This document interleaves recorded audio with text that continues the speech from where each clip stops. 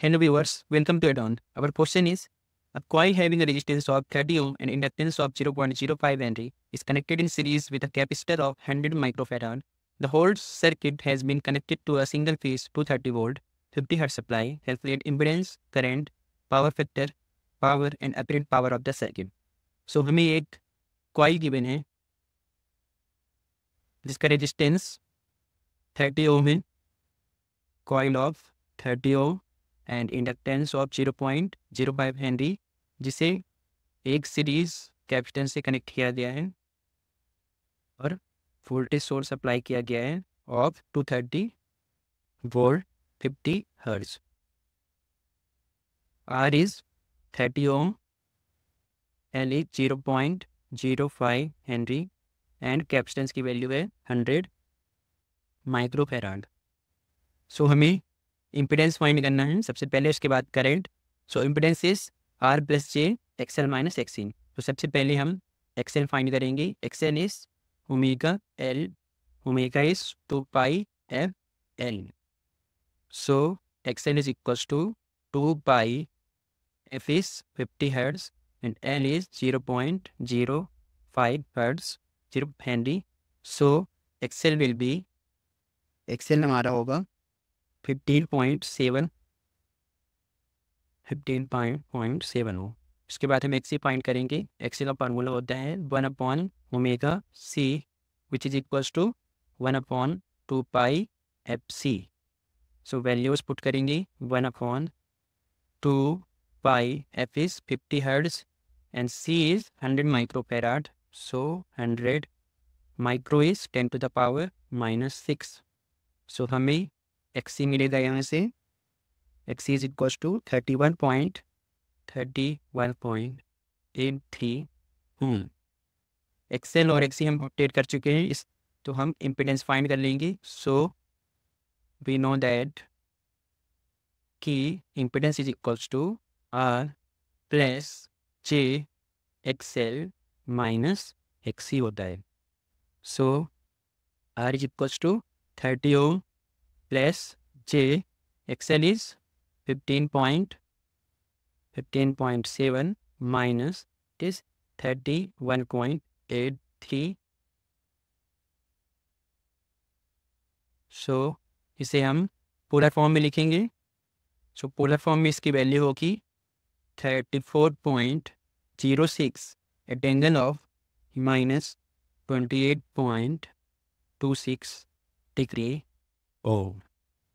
सो हमारा इम्पिडेंस निकल चुका है. उसके बाद हम करंट के लिए सॉल्व करेंगे. Second for current, and we know that कि करंट क्या होता है. I is equals to voltage applied across the elements and divide by impedance. So voltage is given, voltage is 230 volt divide by Z is 34.06 at angle of -28.26 degree. So इसे solve करके हमारा current की value आएगी 6.75 ampere at angle of 28.26 degree ampere. So हमारी current की value है 6.75 ampere in magnitude. Now हमें find करना है power factor of the circuit. So we know that the power factor of RLC circuit cos phi, power factor of RLC circuit क्या होता है, R divide by Z. इसे हम impedance triangle से भी देख सकते हैं. R phi Z and here J XL minus XC. So यहाँ से हमारा cos phi is equals to होता है R divide by Z. So cos phi, R is 30 ohm and Z is 34.06. So हमारा पावर फैक्टर हो जाएगा 0.88. This is our power factor. हमें calculate करना है power in apparent power of the circuit. So for power और real power हम जानते हैं इसका फॉर्मूला होता है P is equals to VRMS IRMS cos phi. So values put करेंगे. So P is equals to VR is VRMS 230 volt and IRMS हमने find किया है अभी 6.75 and cos phi. So cos phi की वैल्यू तो यहाँ से 230 into 6.75 and cos phi is 0.88. So this will be power is equals to, our real power will be 1379.5 watt. इसके बाद हम अपीरेंट पावर फाइंड करेंगे. So apparent power